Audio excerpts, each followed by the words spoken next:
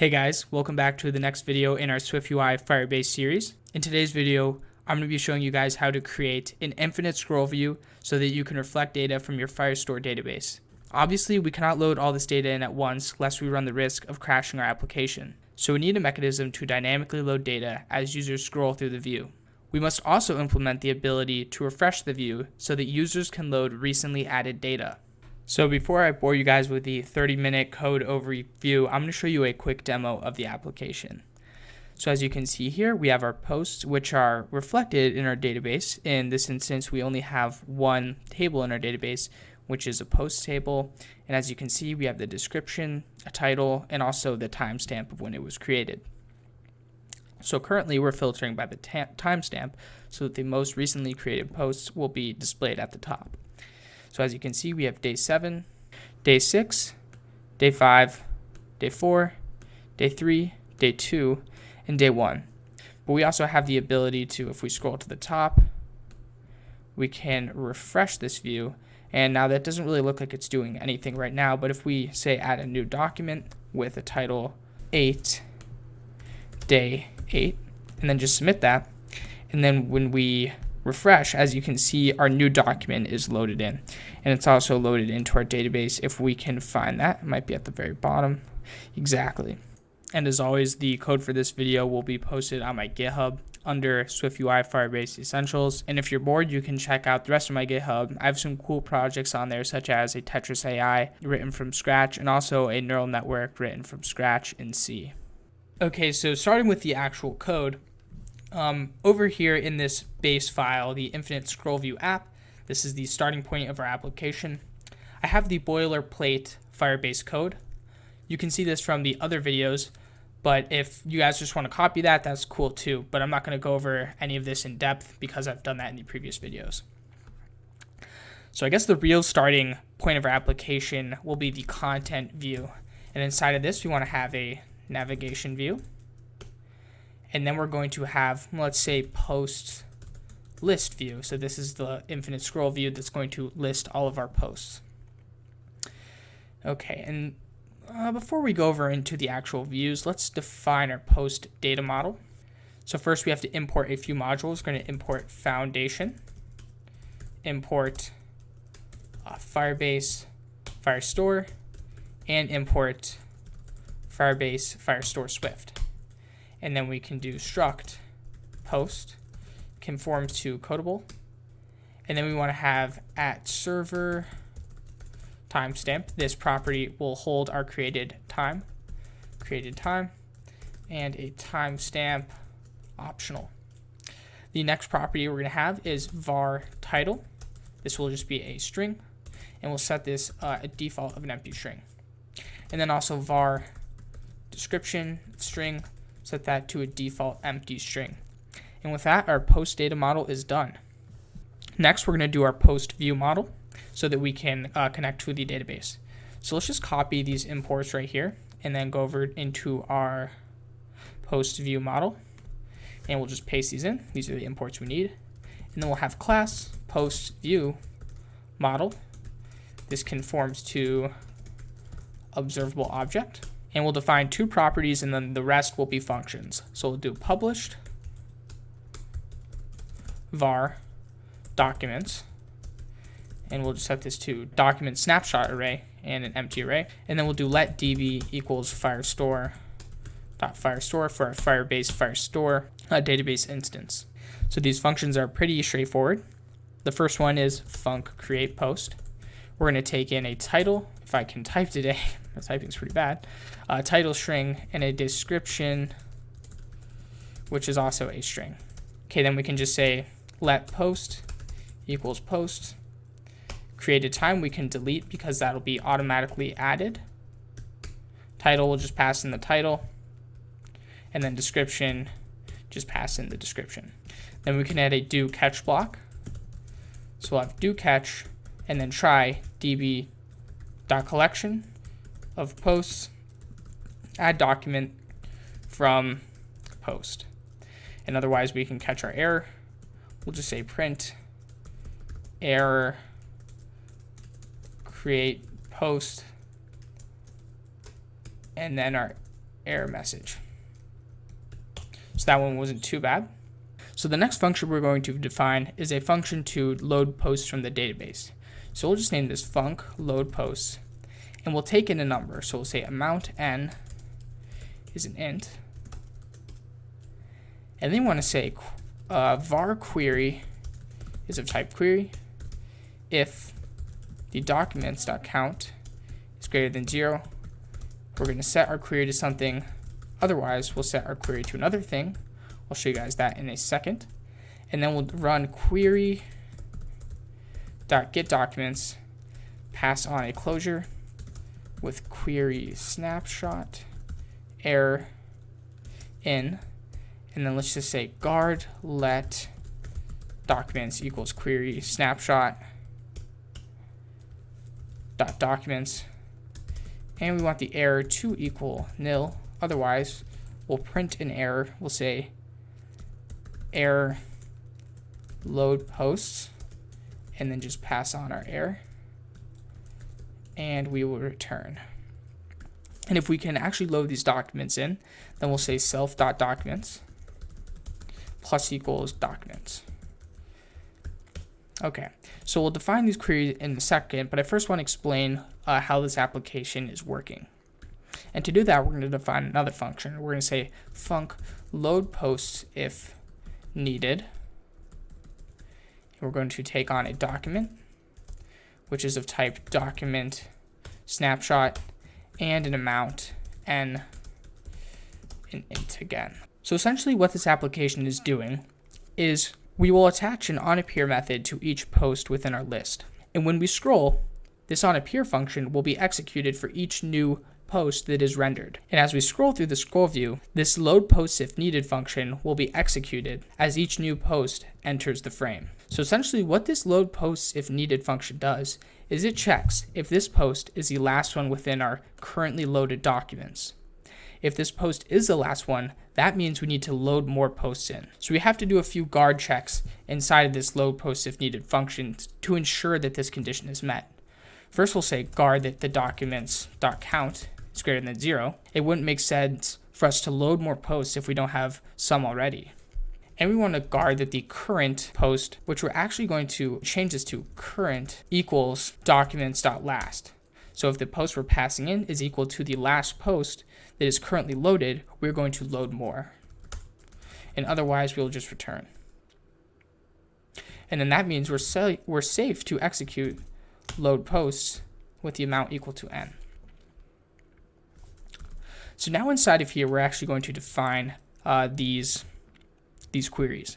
So the first time we execute load posts, it's going to be when there are no documents within our database. So this would be this else condition right here. So to do that, we can just say db.collection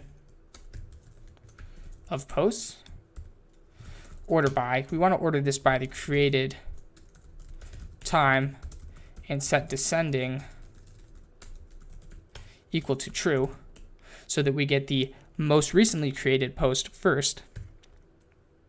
We want to limit this to n, and then we're good. So this is if there are no posts currently loaded. However, if there are some posts already defined, we want to change this query a little bit. In particular, the condition we're going to want to add is start after document. And for this, we'll just pass in documents.last. So I hope this is starting to make some sense now, but if not, we will tie it all together inside of this post view. But before we define the post view, let's actually finish this infinite scroll view code, which will allow us to create infinite scroll views for any type of data model we want. We just have to pass in a few things about the data model. So we'll say struct infinite scroll view, and we're going to add some generic types to this. We'll say tab conforms to view, link also conforms to view, and data conforms to codable.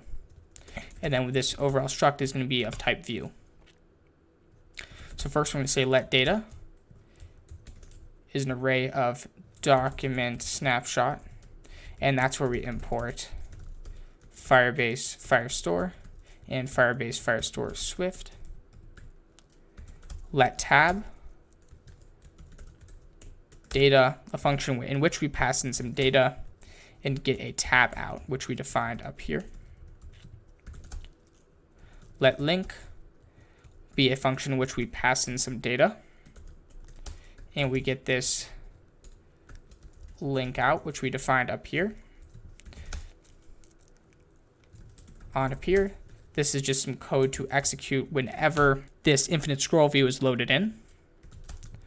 On refresh, self-explanatory, whenever we refresh the scroll view, this code will be executed. And then finally on load documents, and we actually have to pass in a document snapshot here. And then we can define the constructor for this struct. We'll just say init. The data is of type document snapshot. The tab is an escaping closure, which takes in data and yields a tab. The link is another escaping closure, which takes in some data and yields a link. The on here is the actually escaping closure in this. But if you guys are not quite sure with what an escaping closure is, I'm sure the documents will explain it better than I do. Honestly, I'm not quite sure what an escaping closure does, but I know we usually have to pass or add this argument whenever we're passing a closure into a function or initializer like this. But I'll shoot up a screenshot of what exactly escaping means so that you guys can understand. And then we just want to initialize all these. Kind of boring, I know, but nevertheless we have to do it this way when we have a complex constructor like this with all these generic types.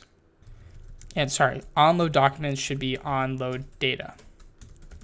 And one other adjustment, if you want to make it, is we can actually disable that little bar you see on the side when we're scrolling through our view. To do that, we can do UI table view dot appearance dot shows vertical scroll indicator and set that to false. Okay, so now we're going to actually get into the body of our function. Var body sum view. We'll have a list for each. So we're going to enumerate our data. And then inside this closure, we'll just say document. So each document is passed in here. So all these are stored as document snapshots, but we want to actually get the model of our data from these. So we are passed in a document snapshot, but we want to get out a post. And to do that, we can say let casted document equals try document dot data as data dot self, which is type will be defined up here. And that type depends on what we pass in for these tab and link escaping closures. Then we want to define an HStack. So most of this code, or some of it, is going to seem kind of, maybe not best practice. When I was first trying to create this with a scroll view, I don't think I was able to add a refresh to it. So there was no ability for me to add a refresh and actually get this on appear functionality working. So I had to kind of do this hacky method where I use a list and then style it in such a way that it looks like it's just a normal vanilla scroll view. So if some of this code seems kind of obscure, that's probably why. It's because I needed to, I guess, work some magic so that I could actually make this work. And by work some magic, I mean just look on Stack Overflow endlessly. So we'll say HStack spacing of 0, and then we want to have a tab with our casted document, and we want to use the bang operator on that because it's going to be an optional value. So remember, our tab up here is taking in some data, which we got right here, and then yielding a tab. And the tab is going to be a type of view, which we will pass in. This will make more sense when we get into those actual views. Then we're going to have a navigation link, the destination being our link, and our casted document. Inside of here, we'll have an empty view. Once again, this is just making it so that we can turn a list into a scroll view looking view. Add frame with 0, opacity of 0, navigation bar hidden, set to true, navigation bar title display mode inline. And I wouldn't take any shortcuts on this code because if you leave out one thing, that could just break it so that it doesn't refresh or it's not loading dynamically. and we'll say list row separator is hidden. This is more of getting rid of that list view style. List row background color.clear, list row insets, top is 0, leading is 0, bottom is 0, trailing is 0. Sorry, we need to make this a edge insets. Okay, and then we will have our on appear. So this, when each of these documents appears, this is when we're going to want to execute our onload data function. So we can here say dispatch queue. We want to be executing all of this code asynchronously. Onload data, and then just pass in our document. Then finally, we'll want to add some properties to this list. We'll say navigation bar hidden, true. Navigation bar title display. Let me just copy and paste this. Save us some time. Display mode dot inline, and the list style of plain. And then we want to turn this into a refreshable, which is only available on the lists. That's why we have to go through this huge workaround, and we'll just say dispatch queue dot main dot async. If I can spell, man, I'm really having a tough time typing today. And we'll just do on refresh. Yeah, so if we had a scroll view with this refreshable feature, all of this would be totally unnecessary. But until Apple adds that into SwiftUI, we are stuck using my crappy approach, which might actually be good because I could not find this anywhere. So dispatch queue dot main dot async on appear. That should make perfect sense. Whenever we refresh, we obviously executed the closure we passed, and whenever we appear, we should pass that closure as well. So let's see why SwiftUI is complaining first. We'll say at escaping, so it comes before the type, and then we'll do onload data. Okay, so inside this post view, we're going to import SwiftUI, and then we want to do struct post view. Let's see how we define this inside of our content view. We did post list view, so let's just mirror that. Posts list view. Obviously, this is a view. And then let's add an environment object, which I don't think we did at the beginning. Posts view model. So let's add that into our content view. We'll say let posts equals posts post view model, initialize that, then add the environment object posts. So now we have successfully passed that into here, and then we can get straight to it. Var body some view. We'll just have a z stack. Yep, z stack works. Infinite scroll view, and we need this big long constructor posts documents, so we'll pass in the documents. Our tab, let's wait for those. The on appear code, we want this to be, we'll say load posts. We'll load 3 posts, and let's actually do posts dot refresh. So I don't think we define this inside of our post view model. Let's just say func refresh. This is pretty simple. We're just going to clear our documents. So we'll run post refresh. So we'll clear all the documents, and then we'll load 3 posts. Our on refresh function, we might as well just copy this same function right here.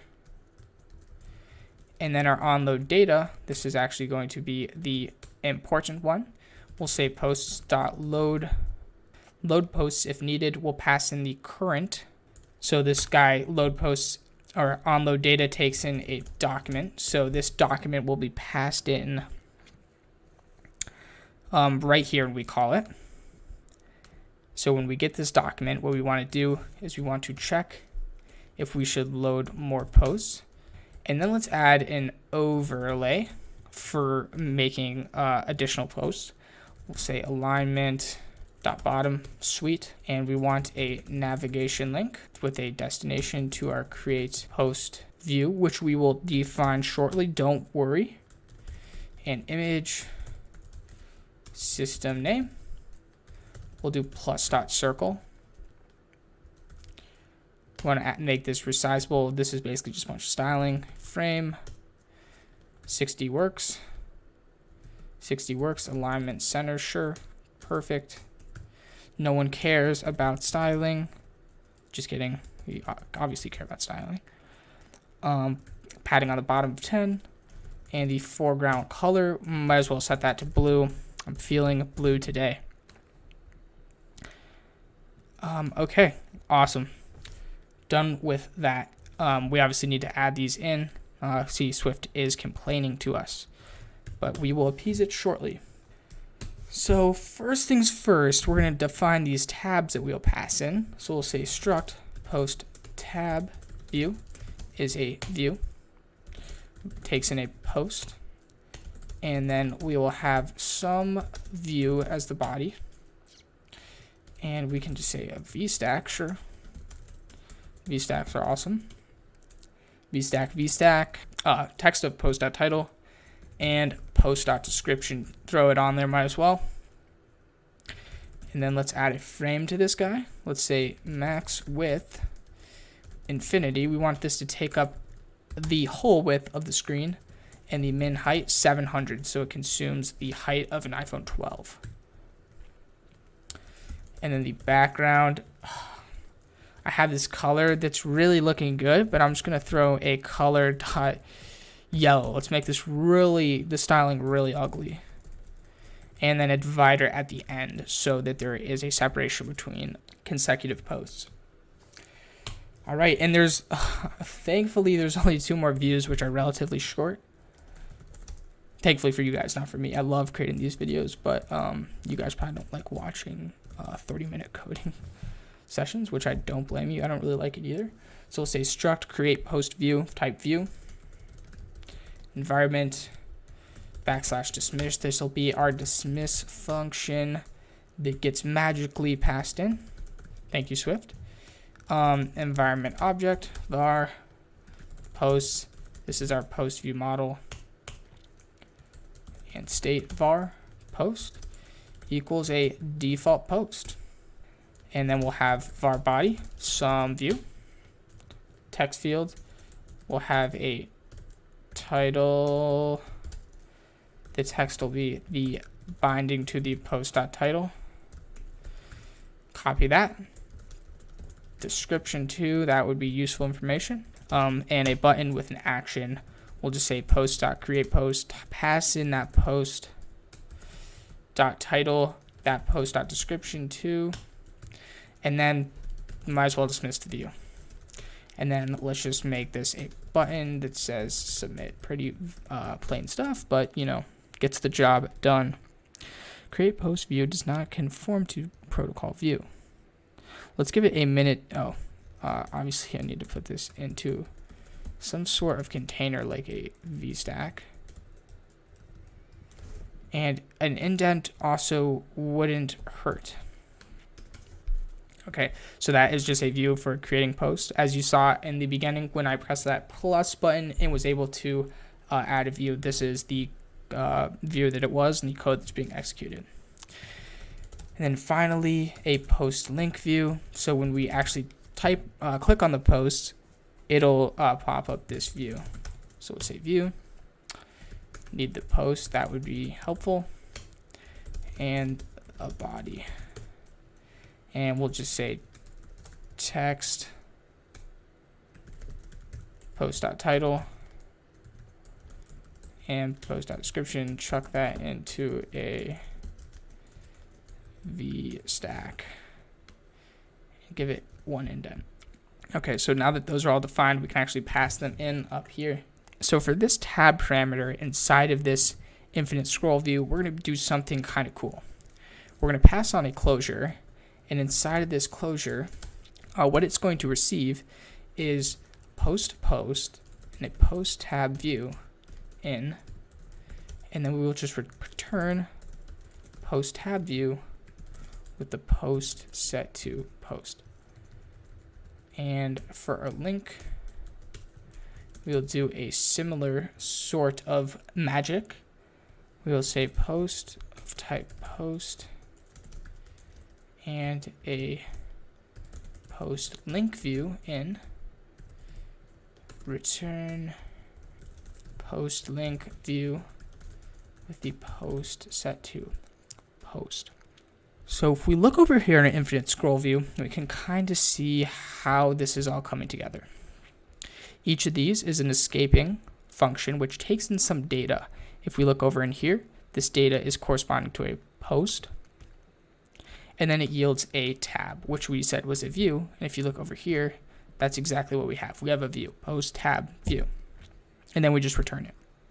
And we actually have to make sure that we can't just return the post tab view, because we actually need to have some way of getting this data, right? When we run this function over here and we're passing in our casted document, this is essentially passing in a post, which we'll receive right here. And we define the type conveniently as post, and then it returns for us nicely our tab view, which I already touched on, is defined as generic up here.